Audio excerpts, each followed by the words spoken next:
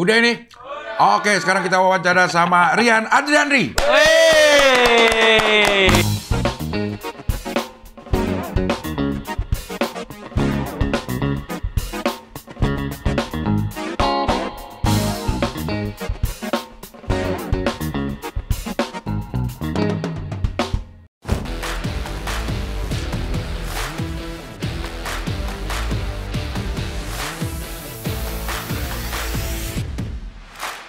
Tiba PDI mengusung Gibran, Kaisang gitu. Yang mana adalah anak dari musuh dia sekarang. Teleskop. Kayak nunggu nembak gitu. Kayak kaget, kok kayak ada orang di atas tuh dia ngeliat teleskop. Terus ada suara tembakan, dia kaget dulu, nah baru ini lagi. Jadi kayak udah lihat tapi didiemin gitu. Kalau 15.000 terlalu kenyang. Bikin ngantuk, tidak produktif, tidak belajar, generasi kacau. Kedepannya hancur negara ini. 7,5, pas. Belum kenyang nih, tapi nggak ngantuk. Nggak ngantuk, tapi terisi. Walaupun agak nanggung. Nggak bikin mah. Bunuh niat, bunuh karena nggak sengaja. Ada macam-macam tuh kan. Tapi nggak bebas murni. Bukan berarti jadi bebas ya. Iya. Tadi gue diiringi masuk dengan lagu judulnya Sebelum Kulelah. Bapak kamu tukang cat ya? Tak berkutik.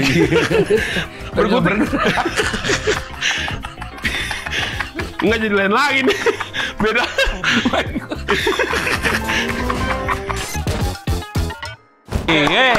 Founder terakhir yang hadir di sini. Founder terakhir? Iya, semuanya udah semua. Udah. Ya, maaf banget ya, gue kalau balas WhatsApp suka lupa ada yang WhatsApp gitu. Udah berapa lama tuh ya? Kayaknya 12 tahun. Nggak ada lah, pokoknya pas di kontak lagi, diajak ke podcast Cing Abdel. Astagfirullah, ya belum gue balas lagi Cing Abdel waktu itu gitu. Iya, udah WA-WAan sih. Iya. Lo waktu yang jadi founder Stand Up Indo itu ceritanya gimana sih ya? Tahun 2011 kan, sebenarnya tuh, ceritanya tuh gimana ya? Awalnya tuh bahkan nggak ada hubungan sama stand up sama sekali kan. Gue kuliahnya grafis. Gue kuliah grafis, jadi memang dulu kan lebih suka gambar-gambar kan. Terus dulu main Twitter, awal-awal baru main Twitter, gue follow Panji. Tapi memang gue dari sebelumnya pun juga pembacanya Radit gue. Jadi memang gue udah salah satu korban perusakan generasi ya sebenarnya itu kan. Gue baca lah tuh Kambing Jantan semuanya. Jadi gue memang orang-orang yang gue follow awal di Twitter tuh Panji, Radit gitu. Terus dulu tuh Kang Isman tuh aktif di kayak forum gitu zaman dulu Multiply. Nah, jadul banget ya. Ya terus suka bikin kayak parodi-parodi gitu, dan menurut gue lucu gitu. Jadi pas tahu Isman ada di Twitter juga gue follow. Nah, awalnya tuh si Panji tuh dulu pengen bikin komik apa sih? Dia pengen ngangkat cerita Ramayana, Hanoman, cuman pengen dirobot-robotin gitu. Terus abis itu dia nanya dia nyari komikus di Twitter. Gue ngajuin diri lah gitu. Awalnya gitu, Cing. Jadi gue awalnya bahkan nggak kenal sama dia gitu. Jadi gue kayak apa sih namanya, ngasih bukan CV, ngasih portfolio gitu. Diajak ketemu lah sama dia gitu. Tapi sebelum diajak ketemu dia follow back gitu. Dia follow back. Terus pas ketemu dia ngomong gitu. Tweet lu tuh lucu juga ya, kata dia gitu. Terus dia bilang, jadi pada saat itu kan dia memang suka konser-konser gitu kan, tapi sambilan stand up kan. Dulu punya acara gitu.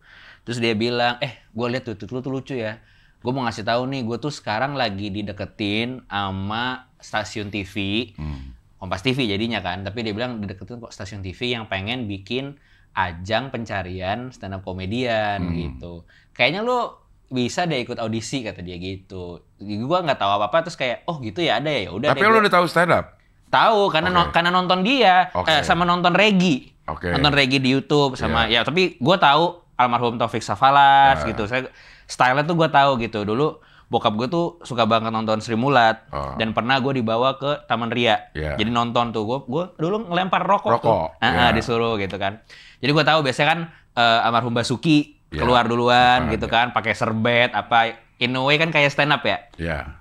Udah gitu. Jadi tahu pas gitu ya gitu. Ya udah deh gue cobain, karena kebetulan pada saat itu gue lagi kuliah tapi bukan semester nganggur ya, apa sih, kayak tinggal nunggu sidang gitu. Jadi udah nggak ada kelas gitu. Ya udah iseng lah gitu bikin materi, nggak ngerti, belum ngerti, gitu. Ngerti belum, tapi tahu bahwa harus ada yang lucu, tapi bukan cerita bukan anekdot Ya. gitu kan, lebih ke sudut pandang. Ya udah bikin lah yang menurut gue aneh. Terus makanya gue keluar materi karena di rumah gue tuh bapak gue minum kopi luwak. Oke. Terus gue ingat banget materi gue tuh. Terus kayak bapak gue tuh bangga banget, ini kopi tuh mahal banget karena dari berak luwak gitu. Iya. Nah, barulah di situ gue kayak aneh juga ya gitu. Ya gue bikin cerita gitu. Ini orang mikir apa dia bisa ngeluarin ini gitu kan gitu. Luwak gue makan biji kopi nih, pas keluar tainya masih ada biji kopinya, gue seduh apa gitu. Jadi kayak udah ada act out gitu kan. Padahal kan sebenarnya itu emang tainya kan. Emang tainya gitu. Iya. Terus tapi biji luwaknya dimakanin lagi sama dia gitu. Ya kan aneh banget kan. Aneh banget. Terus Iya. ya habis itu udah pas kebetulan ke sana berangkat ke Kompas TV, ikutlah memberanikan diri lah audisi gitu. Nah, stand up Indo belum ada nih. Belum ada. Oke. Bahkan gue nggak tahu yang audisi itu Om Indro. Oke. Gue nggak tahu Om Indro, gue nggak tahu itu ada Om Butet, Kartarajasa sama Mbak Astrid Tiar. Jadi gue kagak tahu itunya siapa. Gue kayak pas masuk anjrit gitu. Ya udahlah gue bawain aja, tapi ya alhamdulillah pada ketawa kan gitu. Nah, pas di situ gue ketawa, gue sebenarnya nggak berencana, maksudnya nggak kayak ini pilihan karir gue apa gitu ya, enggak ya, karena ditawarin Panji, gue kesana, pas kesana dapat golden ticket, terus gue iseng nge-search di Twitter audisi stand up Kompas TV gitu, ngeliat kan Twitternya gitu. Terus ada yang bilang gue baru aja dapat golden ticket gitu, thanks guys apa kalau salah gitu. Terus gue ngeliat fotonya, ini Ernest Prakasa, tapi gue belum kenal. Gue ngeliat nih orang pakai jaket kulit, rambutnya kayak gini gitu kan. Terus gue cari tuh di ruang tunggu, gue cari gitu. Terus kayak itu orangnya ada, dia lagi duduk nih. Terus gue balas aja, congrats ya, gue juga dapat golden ticket, gue bilang gitu. Itu orang datengin gue gitu, kenalan di situ. Jadi pas di ruang tunggu kenalan gue sama Ernest. Di situ pertama kali ketemu. Di situ pertama kali gue ketemu Ernest. Isman belum ketemu nih?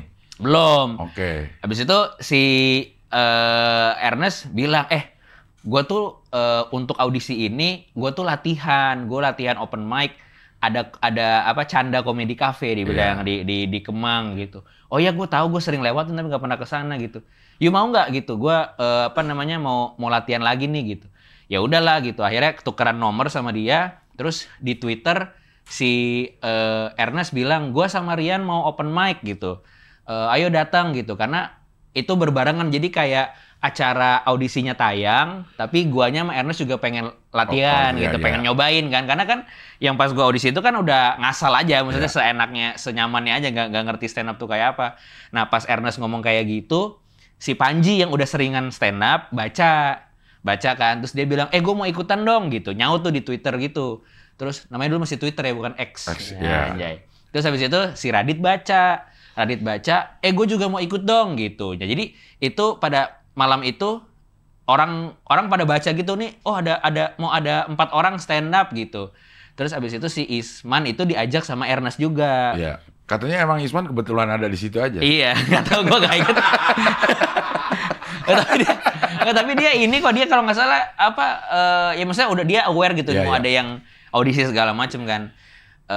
Ernest bawa handycam malam itu, yang tadinya cuman gua sama Ernest doang iseng pengen latihan. Datanglah Panji, datanglah Radit, terus ikut juga ada Intan Badut Romantis, Asep Suwaji pada saat itu, terus pada ikutan, jadi lebih rame kan. Dan itu yang di luar dugaan kita adalah orang-orang yang baca interaksi Twitter itu. Kita datang deh ke Canda Comedy Cafe gitu. Jadi ya meskipun follower gua tetap nggak seberapa banyak ya, tapi masanya Radit, masanya Panji tuh datang gitu. Dan orang dari Kompas TV-nya pun juga datang, terus kayak terjadilah apa yang direkam sama Ernest malam itu, diupload kan.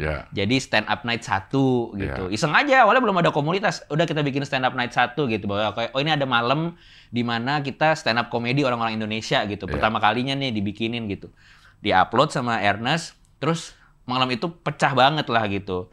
Meskipun kalau gue nonton lagi sekarang gue agak apaan sih gitu ya. Kalau ngeliat materi gue sendiri gitu ya, apaan sih. Rame banget pada saat itu, Comedy Cafe nggak pernah serame itu. Pada saat itu ngomong kayak gitu. Terus abis itu nonton sampai luar-luar gitu, Cing. Nonton sampai luar. Nah, produser-produser Kompas TV lega ngeliat itu. Karena berarti program gue ada penontonnya nih gitu kan. Karena dia selama ini kan ragu kan, stand up belum pernah ada di Indonesia, bisa apa enggak gitu.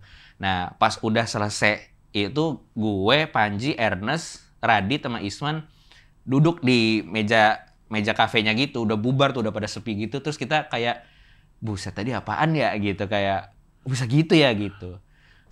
Ernest yang ngeluarin ide pertama, mau kita jadiin komunitas aja nggak gitu. Ya udahlah boleh, kita kasih nama aja, namanya apa, stand up comedy Indonesia. Udah awalnya dibikinin channel YouTube, niatnya Ernest adalah untuk ngupload dokumentasi iya, itu, dokumentasi yang pada hari itu, terus dibikinin lah akun Twitter. Nah, pas udah mulai kayak gitu, Kompasnya kan jalan tuh, audisi di berbagai kota. Panji juga ngelihat nih pada di kota-kota lain tuh juga ada yang punya bakat, maksudnya punya potensi gitu-gitu kan. Mulailah gue nggak tahu persisnya gimana, tapi mulai itu ada yang kayak menawarkan diri kayak DM ke stand up Indo. Yeah.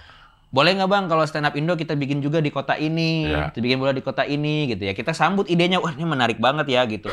Sebenarnya awalnya gitu aja dan kita nggak tahu ternyata setelah itu menjamurnya lebih banyak lagi dari yang tadinya daerah doang sampai ke kampus, sampai ke apa gitu kan. Nah, pada saat itu di era-era tahun 2011 itu di season 1 stand up night 1 ditanyain lagi kapan dong stand up night 2 gitu kan, dan karena si Kompas TV juga mau mencari tempat untuk pada saat itu kan kalau yang di karantina kan harus open mic ya.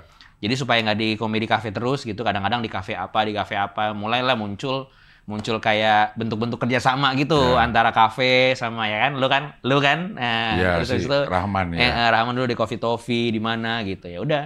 Udah Cing, awalnya tuh gitu aja gitu. Tapi begitu lo udah masuk ke stand up-nya ini, kan sama-sama masih nol nih orang-orang ya. Ya, nah. Gimana cara? Kebetulan si Kampret Raditya Dika itu, ya, dia tuh udah punya ilmunya. Jadi dia emang seneng. Kalau Panji kan background-nya radio. Iya. Suka nyap-nyap, emang suka ngomong. Tapi dia banyak banget punya pikiran-pikiran lucu. Iya. Jadi dia gabungin tuh antara dia juga peduli sama politik, dia peduli sama nasional gitu. Jadi dia menjadikan stand up itu medium dia untuk sebenarnya menurut dia adalah, dia pernah ngomong ke gue, stand up-nya dia itu adalah cara dia membawakan hal-hal yang dia nggak bisa bawain di radio. Sementara Radit, dia itu ternyata udah pernah belajar kayak kursus stand up gitu waktu dia kuliah di Australia. Jadi dia cerita gitu, oh nih sebenarnya ini sebuah seni melawak yang ada formulanya gini. Nah, itu kalau gue sama Ernest karena kebetulan masuk karantina kan, Cing. Masuk karantina season 1. Mentornya Panji dan Radit. Jadi sebenarnya di luar kita temenan gitu, tapi di dalam situ kita belajar gitu. Si Panji ngajarin public speaking dan segala macam, si Radit ngajarin, barulah tuh kenal setup, punchline apa gitu-gitu. Baru tahu buku-buku kayak Greg Dean apa gitu-gitu kan. Jadi baru tahu Kitab Suci Raman Papana. Nah, itu setelah itu tahu juga gua. Iya. Jadi memang sambil kompetisi sambil belajar. Jadi Gua bener-bener nggak pernah kayak punya ambisi gitu. Wah, gua harus menang nih gitu. Tapi gua bener-bener menikmati. Oh gini ya bisa gitu ya. Yang selama ini gua nikmati tuh ada caranya, bisa dilatih kayak gitu-gitu. Dan pada saat itu kan season 1 itu nggak semuanya formulanya stand up. Ada Pak Daslan, ada Mas Wisben gitu, ada yang ngelawak sambil sulap, ada yang pakai gitar segala macem gitu. Jadi gue belajar banget nyerap gitu dari mereka, kayak mereka punya spontanitas gitu kan, kayak apa sih yang bisa dibikin lucu, pengalaman, cerita apa gitu. Tapi ya sama Radit dikasih tahu kalau stand up ada strukturnya ya gitu. Sebenarnya sesimpel itu sih, cuman pas itu sambil belajar gitu, jadi sambil tegang juga gue sebenarnya. Iya. Tapi abis juara lo masih aktif stand up gak sih? Atau malah? Waktu itu masih karena abis itu kan dikasih program sama TV-nya namanya Alarian. Jadi bikin kayak game show gitu, battle sebenarnya komik 2-2 gitu, hostnya gua. Ntar setiap episode ada topik-topik apa gitu. Nah, gue terus stand up dulu, bis itu ntar mereka topik-topik gitu. Aktif stand up itu kurang lebih setahun lah. Kan gue menang 2011. 2012 gue bikin spesial. 2012 Juni gue bikin spesial karena setahun tuh dari Juli 2011. Gue menang bulan apa ya? Gue lupa dah. Pokoknya akhir 2011 lah ya. Terus program itu kan bikin program. Nah, materi-materi dari situ juga kan dipaksa tuh harus bikin gitu.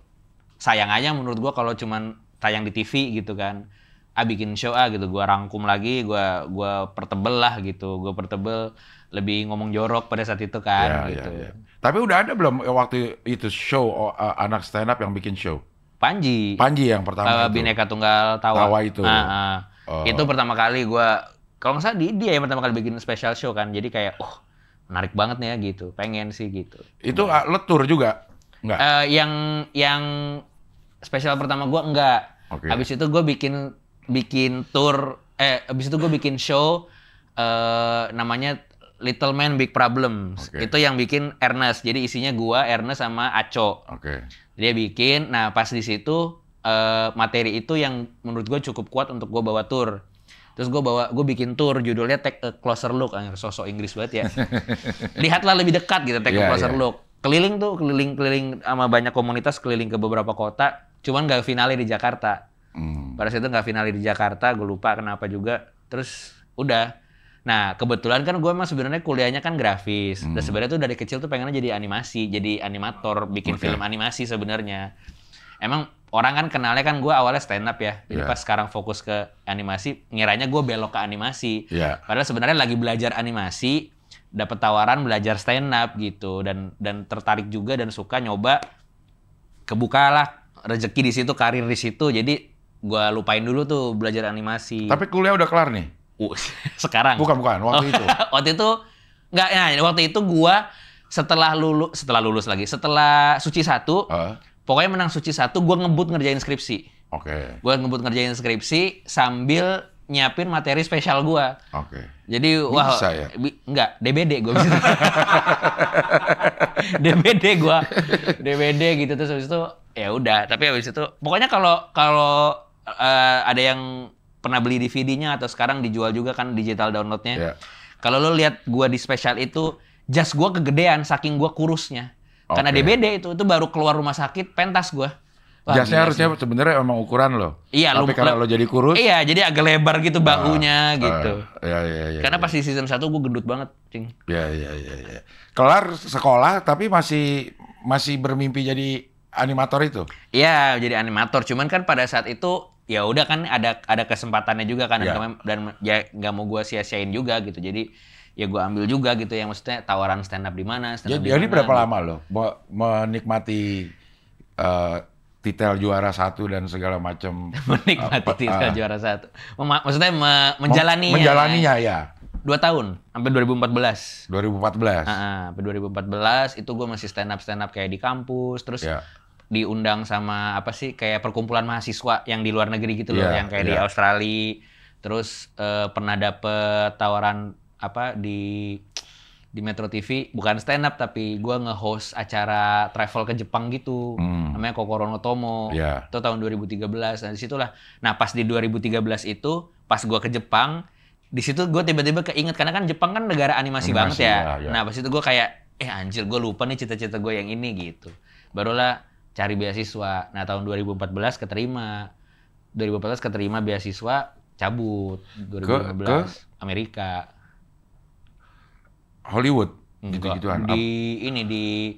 Di Tangselnya New York. Jadi gue di New York tapi nama kotanya tuh Rochester, Cing. Jadi orang kalau pas gue bilang, dulu gue kuliah di New York. Anjir keren banget. Kagak, bukan New York City gue bilang. New York sana, New York pinggir gitu, New York. Tapi itu memang sekolah animasi? Sekolah animasi, Cing. Khusus animasi atau ada universitas terus ada? Universitas ada jurusan animasi. Jadi dia sebenarnya institut teknologi. Jadi kayak ITB gitu, tapi institut teknologi Rochester. Jadi ada macam-macam. Nah, di situ ada fakultas film dan animasi gitu. Itu lo sempet galau memikirkan nggak, lagi kan udah dapet duit segala macam kan? Kan biasanya itu orang agak-agak ninggalin dunia yang segini enaknya kan? Ada. Tapi gue diingetin sama almarhumah ibu.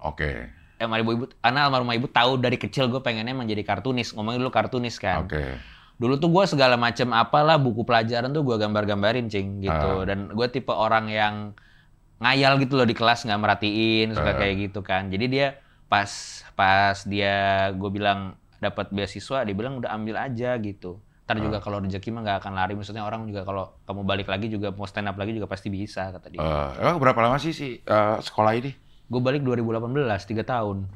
Lama juga ya. Lumayan. Nggak, sebenarnya 2,5. Cuman kemudian gue dapet tawaran di sana jadi ASDOS, asisten dosen. Asisten dosen. Jadi gue ngambil 1 semester. Wah, enak ya hidupnya ya.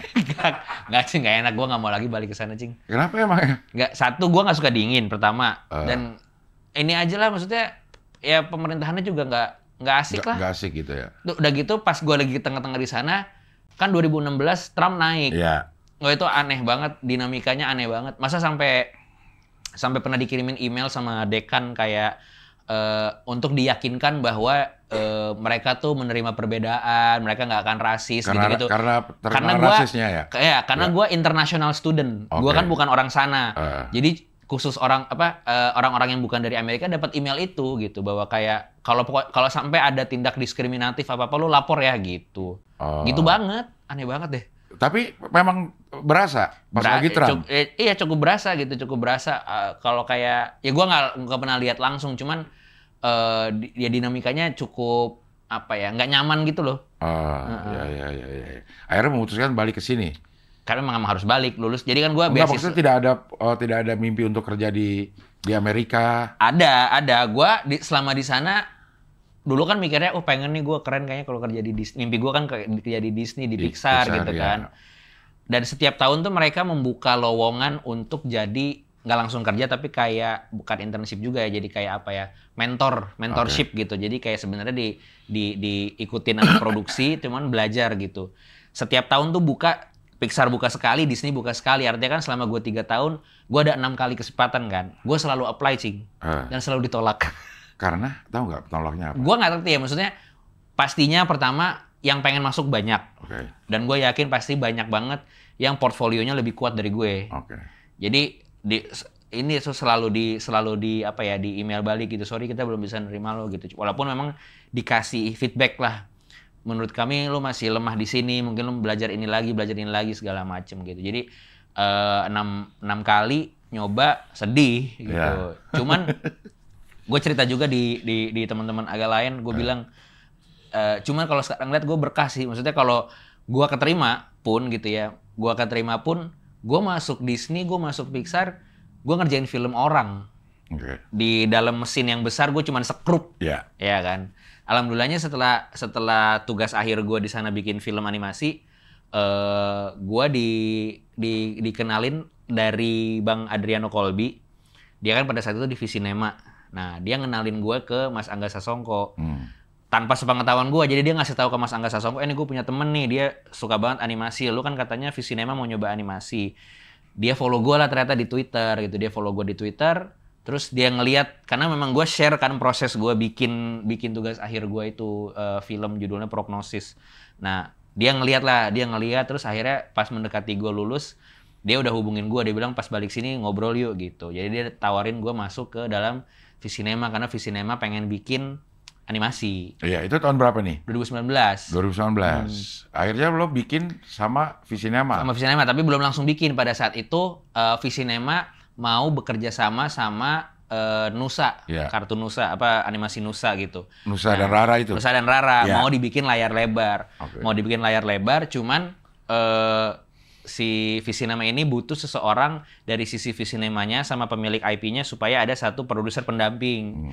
Jadi sebelum gue bikin film animasi yang sekarang gue lagi kerjain, judulnya Jumbo.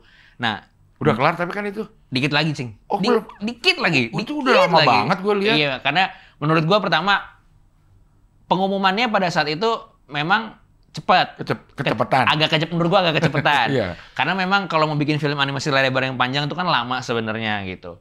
Nah, tapi balik ke cerita yang tadi, gue disuruh jadi produser pendamping untuk ngeliatin proses produksinya Nusa kan. Pas lagi proses produksi, COVID.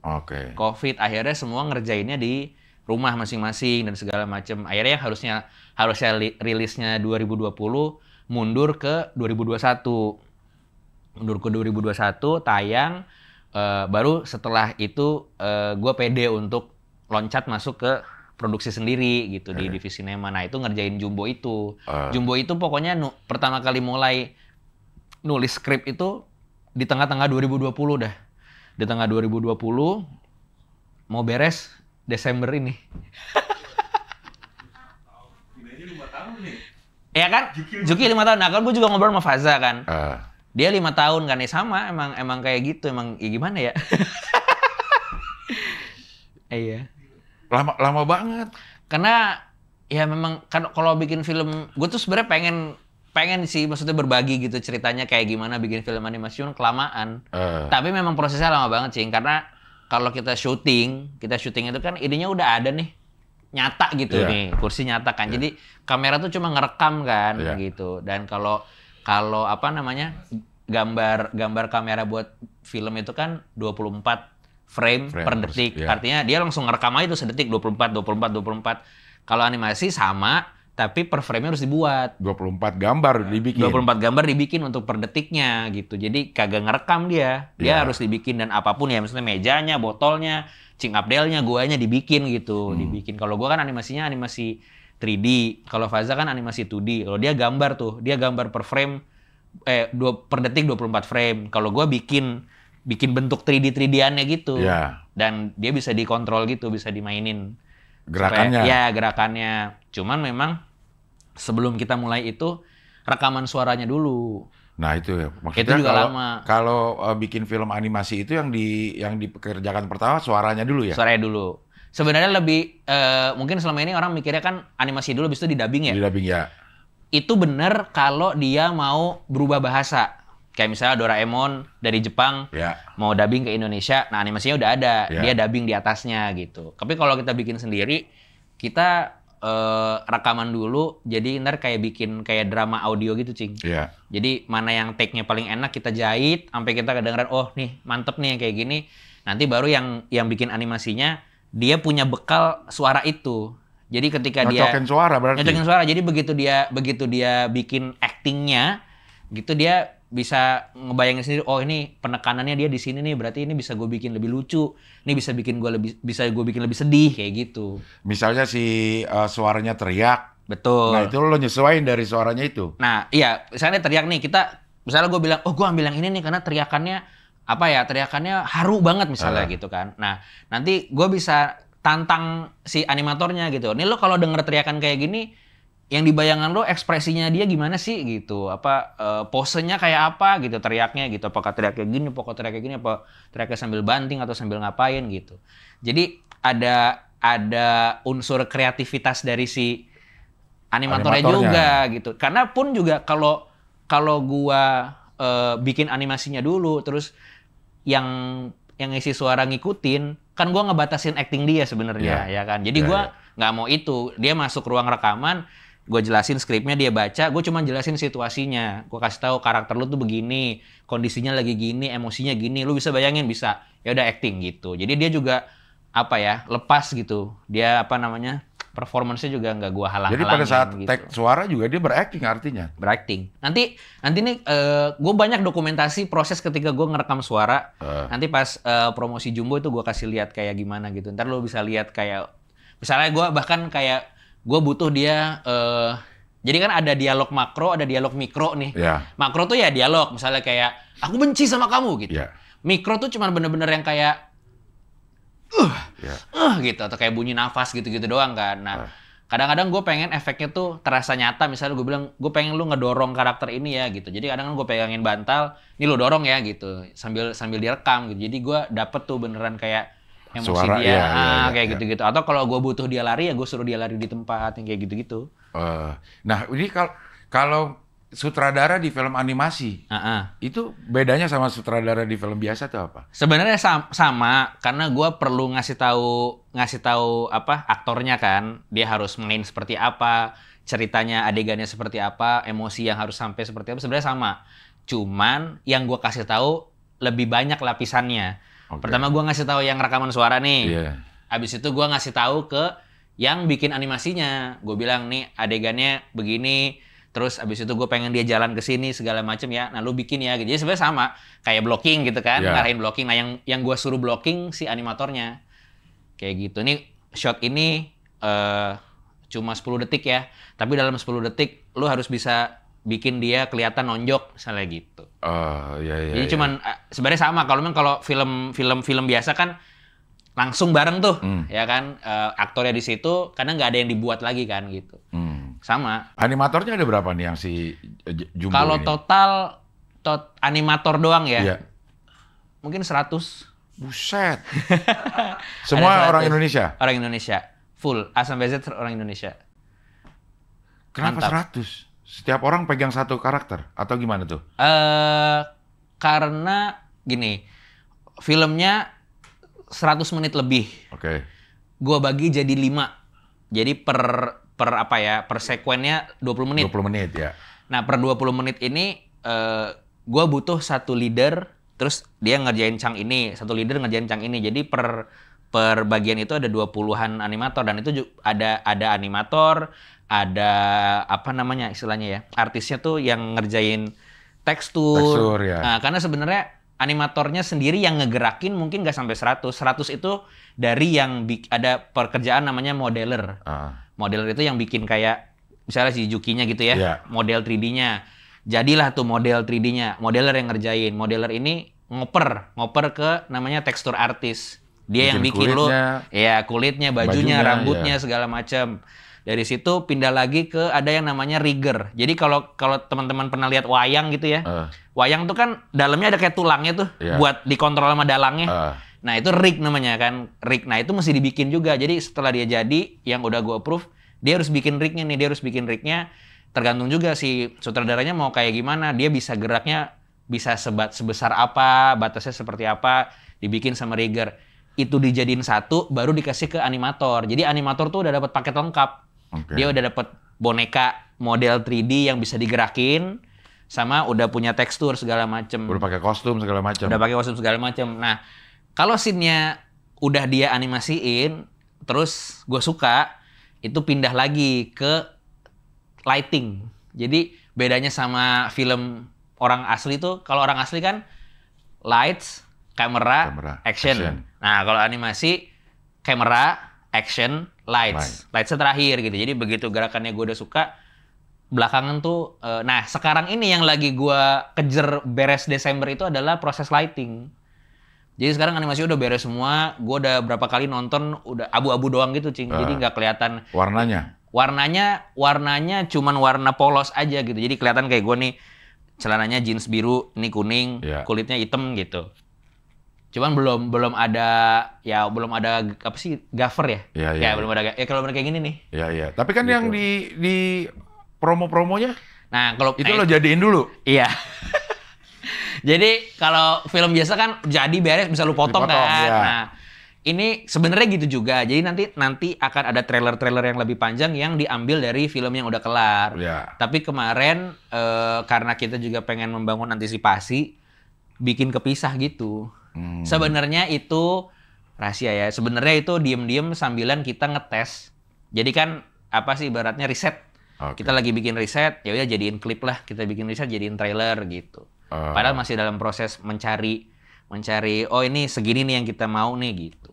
Itu 4 tahun memang normal segitu untuk sebuah film animasi, atau karena memang terpotong pandemi segala macam, atau gimana? Ini jangan kaget ya. Iya. Sebenarnya kita udah dicepetin banget itu. Kalau teman-teman nge-Wikipedia gitu, mereka bikin film apa, Coco atau apa, bisa 6 tahun. Frozen tuh seingat gue 7 apa 8 tahun gitu.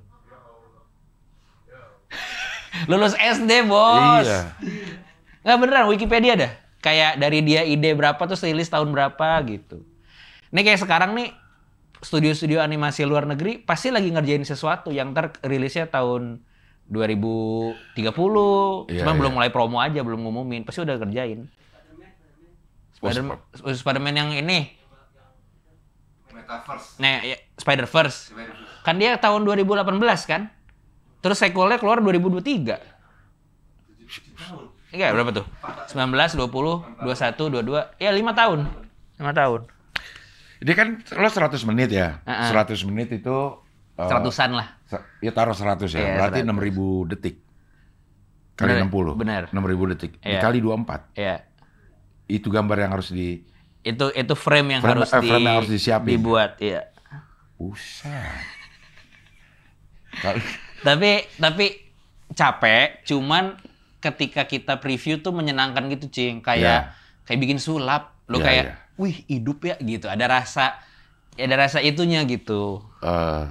Tapi Di Indonesia udah ada belum sih film yang selain si Nusa dan Rara itu? Kalau film layar lebar sebenarnya banyak dari tahun 2000-an awal tuh banyak kayak Meraih Mimpi itu ada, abis itu pernah tahun kapan itu waktu barengan sama Nusa itu ada Ricky Rino, abis itu ada Titus, detektif yang tikus itu. 3D juga nih? 3D juga. Terus pernah ada yang buat, gue lupa judulnya, Homeland. Insya Allah bener ya, Homeland. Itu zaman-zamannya gue masih SMP, gue baca-baca buku. Jadi dia ngerilis gitu pembuatannya kayak apa dalam buku, gue pelajarin gitu. Ada, cuman memang itu juga sih yang kita coba apa ya, pelajarin gitu ya dari audiens bioskop Indonesia nih.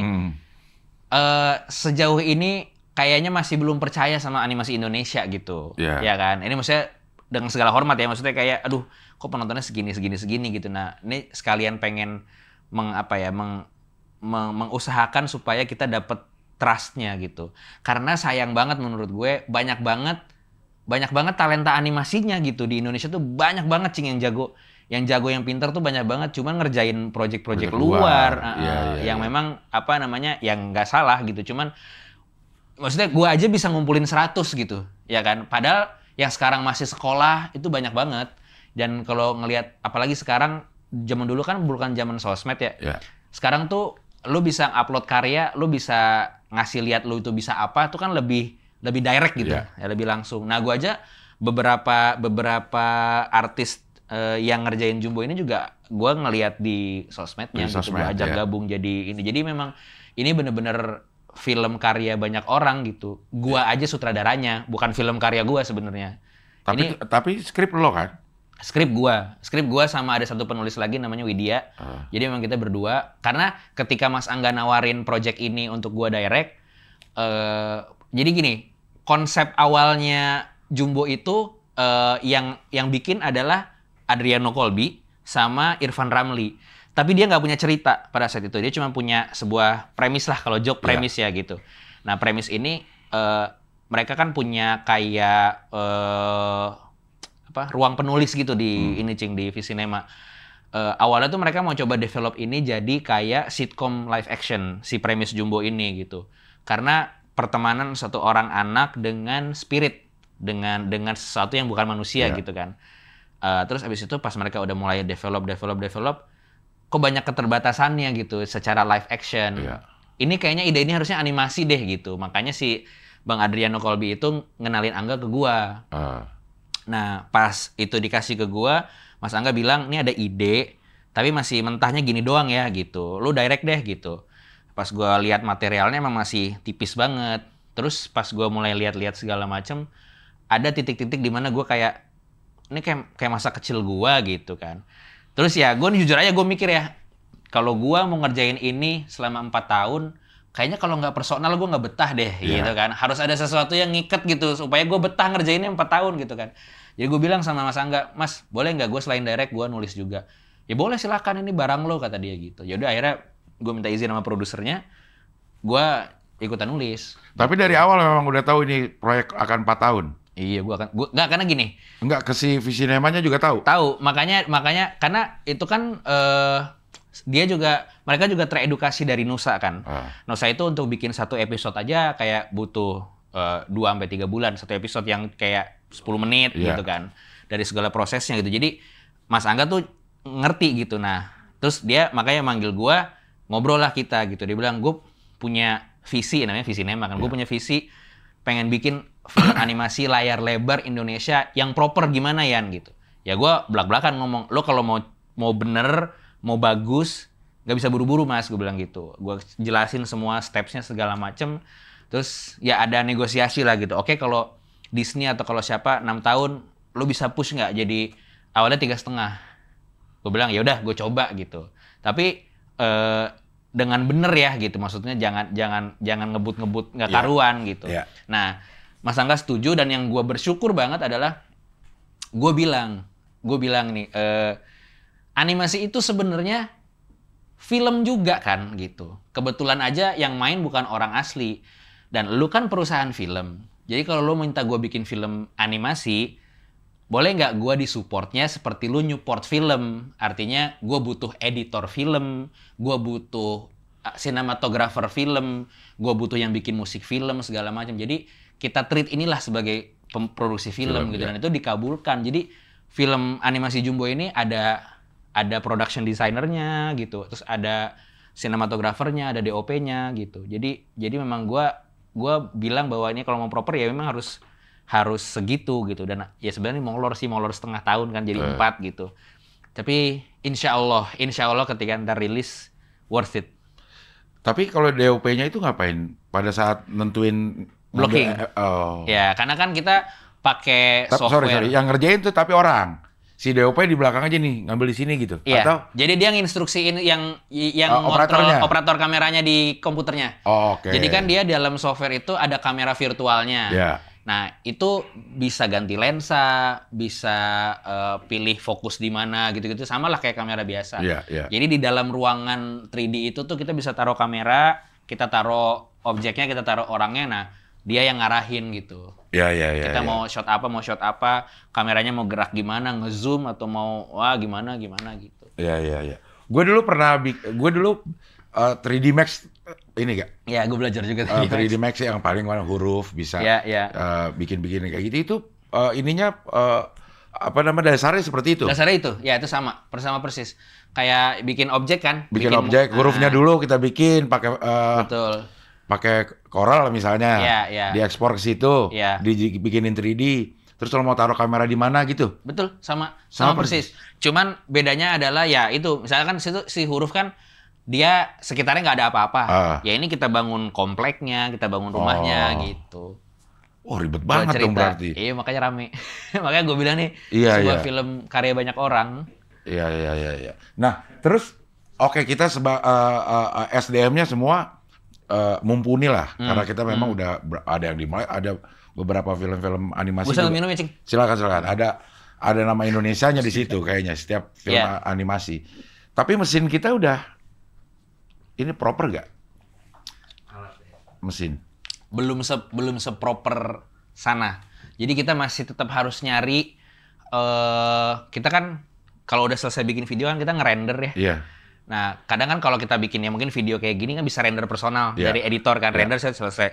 Cuma kan kalau kita ngerender animasi itu powernya gede, jadi kita memang butuh render farm, memang yang kayak server gitu loh, ngumpul komputer-komputer banyak dikumpulin buat ngerender doang. Nah, di Indonesia ada beberapa render farm yang memulai bisnis itu dan menawarkan jasa itu. Nah, kita pakai itu, cuman memang belum banyak. Kalau studio kayak Pixar itu dia punya satu render farm yang tenaga listriknya sendiri, jadi kayak punya PLN sendiri gitu buat itu. Segede itu. Kayak di film-film harus ada pendingin ruangannya. Iya, kayak gitu. Kalau lo Google aja dah render farm gitu, render farmnya Pixar gitu. Jadi dia satu frame itu ngerendernya kalau Pixar 36 jam. Satu frame? Untuk warna, tekstur, gerakan. Warna, lighting, dan segala macamnya. Yang lebih rusuh lagi tuh film Avatar. Gue lupa berapa puluh jam juga satu frame. Avatar yang biru-biru itu, orang-orang biru itu. Itu gila tuh. Untuk dapetin detail-detailnya itu rendernya harus... rendernya. Karena dia ini kan, dia... Render itu kan proses komputer menghitung di frame itu ada apa aja. Iya. Oh ada orangnya kulitnya begini, orangnya airnya begini, itu dia masukin dia kumpulin jadi satu informasi, dia ngerti, jadi satu frame. Nah proses dia nge-computing ini banyak banget elemennya kan. Nah itu dia butuh sampai puluhan jam gitu ngedata ini gitu. Satu frame. Berapa lu udah Google? Berapa satu frame Avatar? Belum baru render farm doang. Oh iya, Avatar satu frame-nya berapa jam di render gitu. Lama ya? Doku bro. Iya ya. Nah itu sekalian ngomongin doku, emang bakal balik modal nih? Ya kita berdoa. Enggak, maksudnya dengan track record penonton animasi Indonesia. Ya kita ada target penonton yang bisa memastikan itu balik modal. Ada target penontonnya. Iya kan ini proyek lama. Orangnya juga berarti dikontrak selama 3,5 tahun. Iya. Minimal 100 orang dikontrak 3,5 tahun. Iya. Minimal itu kan. Iya. Itu ngerender nggak bisa nyicil Yan? Maksudnya Nyicil, ada nyicil. Jadi ini gue saat ini kayak kerjaan gue tuh sehari-hari cuman kayak Mas Rian approval frame ini gitu. Jadi gue tuh cuma dikasih gini. Misalnya ada satu shot nih ya, ada satu shot 10 detik. Gue tuh dikasih detik 1, dikasih detik 10, dikasih detik 30. Jadi gue cuma lihat depan, tengah, belakang. Oke. Tapi frame diem gitu, frame Yeah. still ya. Kalau gue udah suka lightingnya, gue suka apa segala macam, gue bilang, ya masuk FF. FF itu full frame. Oke. Jadi itu istilahnya single frame. Gue dikasih 3 single frame, depan, tengah, belakang. Approve, masuk full frame. Nah udah dia masuk mesin render tuh. Render 10 detik itu. Ya, gue pindah SF lain gitu. Nanti lagi kerja-kerja tengah gitu, balik tuh si full frame-nya. Oke, masuk ke Kalau editor nggak oke? gitu. Ulang. Kalau gue usahakan adalah pas mereka approval SF udah gue okein. Maksudnya kalau ada salah, jangan FF dulu. Jangan full frame dulu. Pernah nggak ada kasus SF udah oke? Banyak sih. Nah kalau udah kayak gitu, pilihannya bisa gini.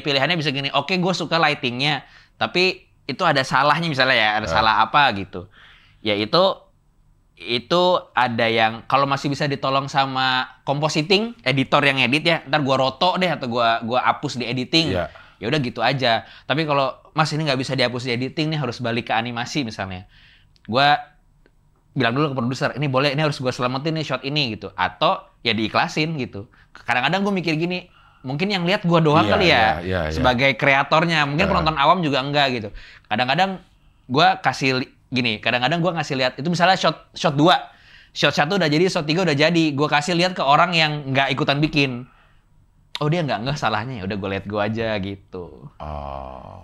Iya, Tapi nggak banyak kan rata-rata gue cukup keras kepala, jadi dikasih izin buat benerin sama animator. Sama lagi. Iya. Nggak, tapi animatornya kan jago, dia tahu kan, oh iya itu maksud tuh kurang ini gitu. Dan dia kalau benerin misalnya adegan ini 10 detik. Ada salah di detik ke-6. Dia harus ulang dari detik pertama. Enggak. Dia Detik bisa ke-6 benerin aja. ya, karena kan udah frame-nya aja yang dibenerin kan gitu. Oh. Dia tinggal lihat gerakannya. Sebenarnya itu juga salah satu enaknya sih, dia bisa, gua nggak harus retake. Gua bisa revisi apa yang salah aja gitu. Tanpa ngeganti ekspresinya, tanpa ngeganti ininya gitu. Nah, kalau sekarang di posisi terakhir udah jadi Sekarang udah banyak yang FF. Nah, yang FF ini udah mau masuk ke color grading. oke. Kan ngebenerin warna kan. Sama udah sebenarnya filmnya udah dikunci gitu, udah offline-nya tuh udah Picture lock, ya. picture lock udah. Ya. Nah, sekarang picture lock lagi dikirim ke yang bikin musik. Kan dia udah tahu tuh cut-nya kan, udah nggak gerak, udah nggak berubah lagi, dia udah mulai bikin musik. Nah, gue sekarang masih berapa tadi ya? Gue masih harus approval kayak 700 shot. Sampai Desember masih ada 700 shot yang harus gue iya gitu. Karena totalnya tuh 1.300-an shot. Nonton ya, Cing, ntar ya? Iya. Nonton ya. Ini mah harus ditonton ini. Desember beres. Lebaran tahun depan. Udah ininya udah dapat. Apa? Tanggal bioskop udah dapat. Belum. Kan lu bioskop kan sekarang peraturannya kan dia untuk ngeluarin tanggal dia harus nonton filmnya utuh. Mungkin karena juga kita menawarkan sesuatu yang belum Baru. pernah Iya. ada sebelumnya Iya, kan. Dia iya, juga betul. kita juga mau presentasi nggak bisa setengah mateng gitu Iya. kan. Pengen kasih lihat nih gitu gimana tanggal terbaiknya gitu. Desember ini selesai. Insya Allah Selesai filmnya. Iya. Di bioskopnya juga masih tahun depan, bisa jadi 5 tahunan juga. Enggak, jangan dong. Kan 2020. Oh ya, ya Kalau tayang 2025. Enggak, gue kira lo mau bilang 5 tahun lagi baru Oh keluar. enggak. 2020 mulai, tayang 2025, orang nganggapnya ini proses 5 tahun gitu. Tapi ini sekarang kita udah apa namanya? Udah ngobrol diskusi intens soal aktivitas promosinya. Jadi ini gua nggak tahu nih YouTube ini keluarnya kapan, tapi di bulan-bulan ini akan keluar materi promosi, akan ada pengumuman-pengumuman yang main siapa aja, mau dikeluarin tahun berapa gitu udah dikeluarin. Ini Insya minta Allah. video yang udah ada dong, ininya. Apanya? Trailer yang udah ada, puterin di sini aja Oh nanti. ya udah boleh kasih linknya. Iya. Atau ditempel gini ceplak gitu. Ya bisa. Iya. Iya udah boleh. Tapi ntar sambil gua ngomong gitu. Hah? Sambil kita ngomong ada gambarnya gitu. Ya bisa nanti sih. Iya. Maksudnya itu aja, trailernya berapa yang udah nongol berapa detik? Ada 2, kita punya first look sama kita punya official teaser. Ada 2. Cari aja di YouTube Udah, Cinema itu ada. sih udah gua lihat suaranya. Suaranya udah pengisi apa namanya? Aktornya Aktornya udah bisa disebut belum? Ariel Noah.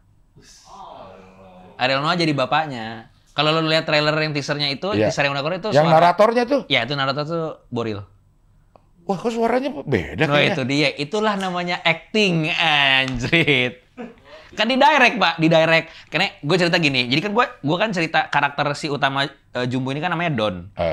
Intinya filmnya ini ada hubungannya dengan persahabatan sama kedekatan dia dengan orang tuanya gitu. Nah, terus gue tuh pas dari awal nulis, gue tuh mikir siapa ya yang di kepala gue cocok buat jadi suara bapaknya Don nih gitu. Gue tuh butuh suara yang apa ya, menenangkan tapi tegas gitu gimana ya, tapi enak gitu. Tiba-tiba gue lihat YouTube-nya Boril ngajarin gue ngerakit PC. Iya. Terus gue pas dengerin, ini dia nih suara yang gue pengen gitu kan. Sementara Boril kan acting layar lebar terakhir tuh lama banget kan, film sequelnya Laskar Pelangi. Iya. Jadi ya ada PDKT dulu lah gitu. Terus alhamdulillahnya Boril terima kasih Boril mau gue kasih tahu ceritanya, gue kasih lihat gambar yang udah jadi, ada beberapa kan gitu. Walaupun belum 3D kayak sketsa konsep gitu. Terus dia kayak mau ngambil challenge itu dan gue ngasih tahu ini nggak Boril nggak syuting depan kamera, lu ngebayangin adegannya, gue yang akan bimbing lu cuman dengerin apa namanya instruksi gue, terus lu bayangin adegannya, lu bersuara aja gitu. Dan ketika gue ngeluarin teaser itu fans clubnya Boril entah gimana bocor tuh kayak adegan dia lagi take suara ada di grup Facebooknya. Ada grup Facebook apa penggemar Boril. Ada pas dia lagi pas Boril lagi nge-take suara buat teaser itu. Ya. Yang lain belum boleh? Belum. Boril semua lagi jadinya. Waduh. Ini sih ada Boril kecil, ada Boril jadi cewek, ada Boril jadi hantu. Iya. Lama dan melelahkan, menguras energi. Nah, tapi kalau sambil nunggu Jumbonya selesai kan gue ada sesuatu juga Desember. Nah, itu dia. Baru kita mau masuk ke situ. Halus nggak gue? Halus ya? Apakah itu pelepas penat lo ngerasa Iya juga. Iya. penat nih, terus balik lagi ke stand up atau gimana? Enggak. Gua tuh Agustus tahun lalu kan ya Stand Up Fest 2023. Gua happy banget sama acara itu. Gua happy banget ngelihat semua teman-teman komika dapat kesempatan di depan orang sebanyak itu di panggung segede itu dan 3 hari kan. Iya. Dan dulu tuh gua ngiranya gini. Itu kan event stand up besar pertama setelah pandemi ya. Iya. Ternyata yang datang masih banyak banget. Ternyata yang animo yang menonton masih banyak banget. Dan gua happy banget karena gini Cing, gua ngelihat 3 hari itu komikanya semua warnanya masing-masing. Iya. Dengan tipe joke-nya masing-masing, dengan gayanya masing-masing, dan semua disambut dengan sangat hangat gitu sama penonton. Nah, itu yang bikin gua kayak anjir kangen ya gitu.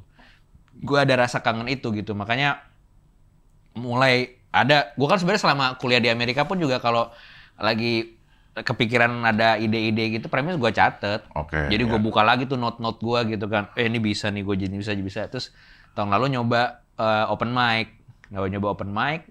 Terus ya udah, tiba-tiba di awal tahun ini si Comika ngajak kita berlima bikin show gara-gara ya pada minta kapan berlima show gitu.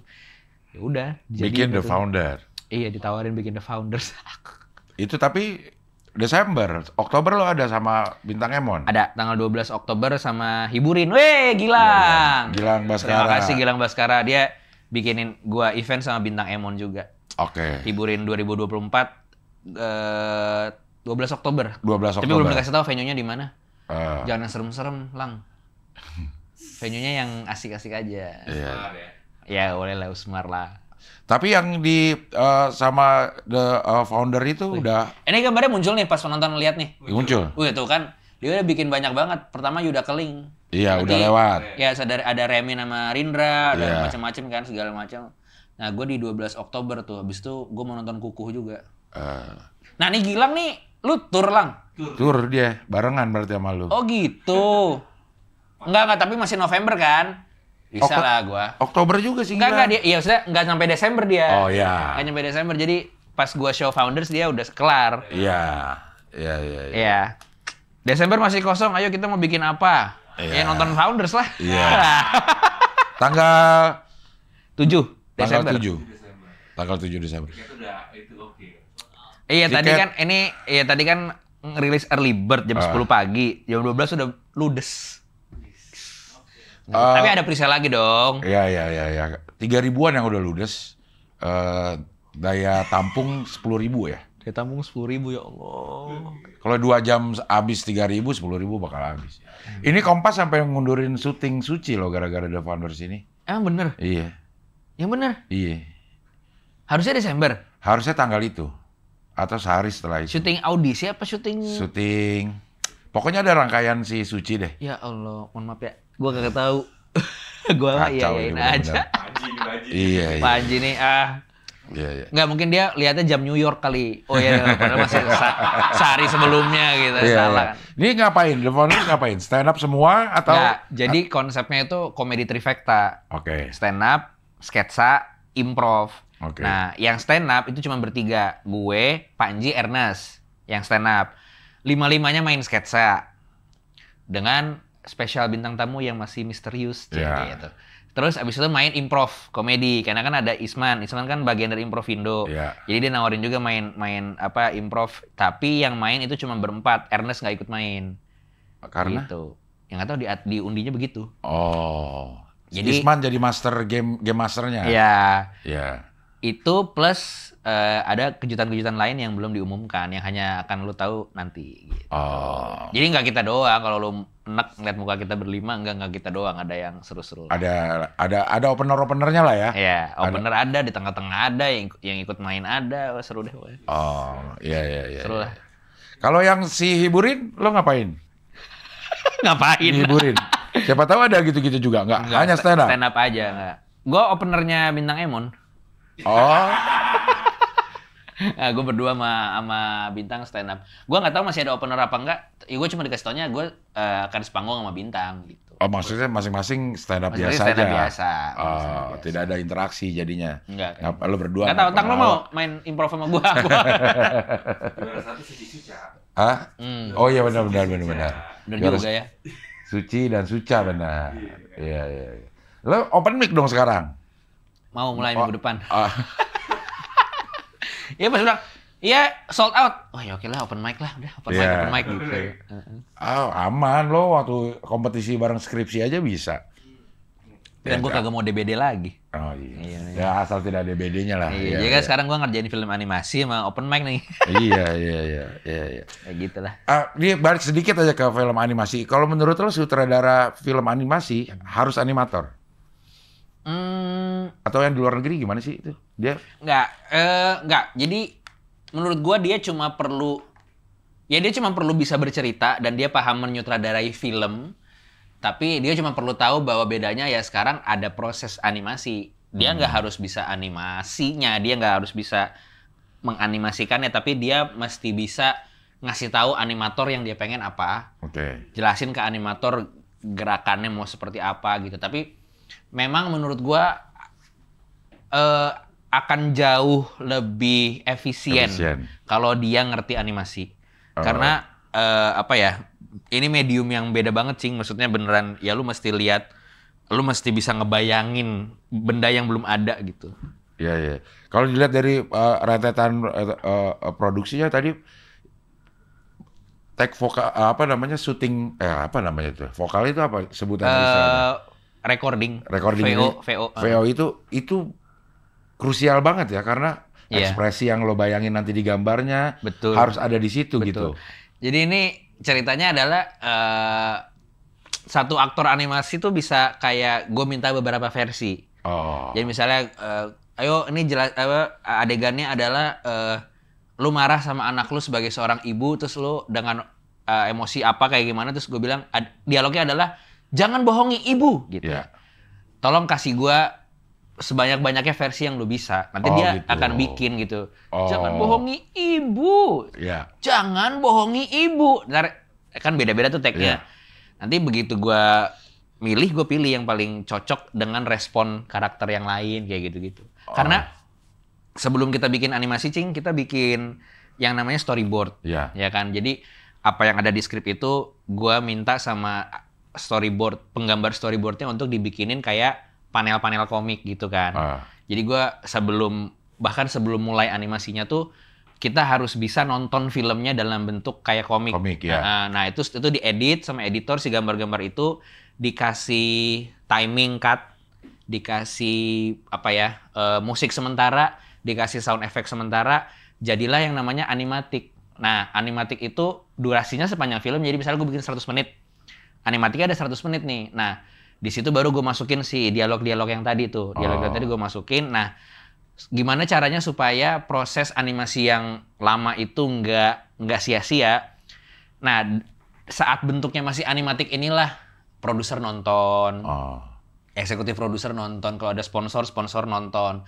Jadi ketika ada masukan, ini adegan ini nggak works, buang aja. Atau kayaknya adegan ini harus ditukar sama adegan ini urutannya gitu. Masih dalam bentuk itu. Belum jadi sesuatu yang udah di lighting apa segala macem gitu. Sehingga ketika gue kasih ke animator untuk ngerjain animasinya, udah fix. Gitu.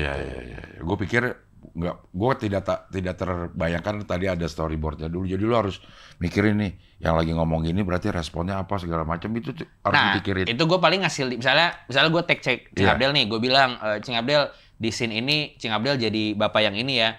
Nah si anak yang satu lagi ini yang ngisi suara Bintang Emon misalnya gitu. Nah jadi Cing Abdel acting aja dulu sebagai bapaknya, tapi gambarnya kayak gini, bayangin tuh lagi ngobrol sama. Jadi Cing Abdel udah ngeliat tuh gambar storyboardnya, gue lagi di ruang makan sama si Bintang Emon gitu. Nanti kalau misalnya gue record Bintang Emon setelah Cing Abdel, si Bintang Emon gue pancing di kuping pakai rekaman lo.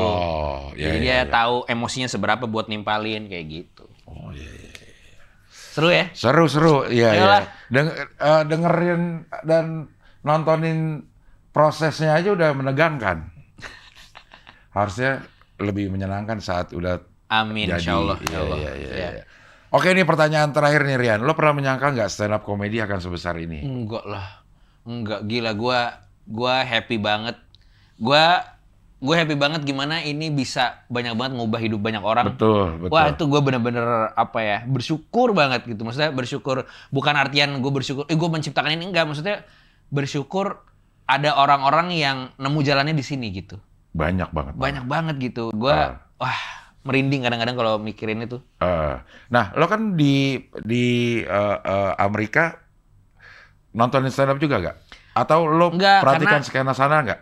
Enggak, karena gue bukan di kota New York City-nya yang tadi gue bilang, Cing. Gue nggak kayak Panji. Kalau Panji kan memang dia ke New York terus dia akan nontonin kan. Kota gue tuh ke New York itu naik bus 7 jam. Jadi gue nonton sih cuman skenanya tuh cuman kayak UKM gitu loh. Jadi ada unit-unit mahasiswa yang improv, yang stand up gitu. Tapi gue nggak ikutan open mic, gue nonton aja gitu. Gue kayak nonton aja deh gitu. Karena lagi pusing sekolah kan gitu. Sekarang lagi pusing 700 shot lagi yang harus di Gokil 700 seleksi, shot ya Allah. Sampai bulan Desember. Tapi mudah-mudahan semua berjalan sesuai amin, ya Allah. timeline-nya. Rian, terima kasih ya. Terima kasih sudah hadir sini. Sehat terus, mudah-mudahan tidak DBD lagi. Jangan dong. Ya, mudah-mudahan show-nya ger. Amin. 12 Oktober hiburin, 7 Desember Founders. Si The Founders. Oke. Sampai ketemu lagi di wawancara dengan tamu-tamu berikutnya. Wih. Mantap. Thank you.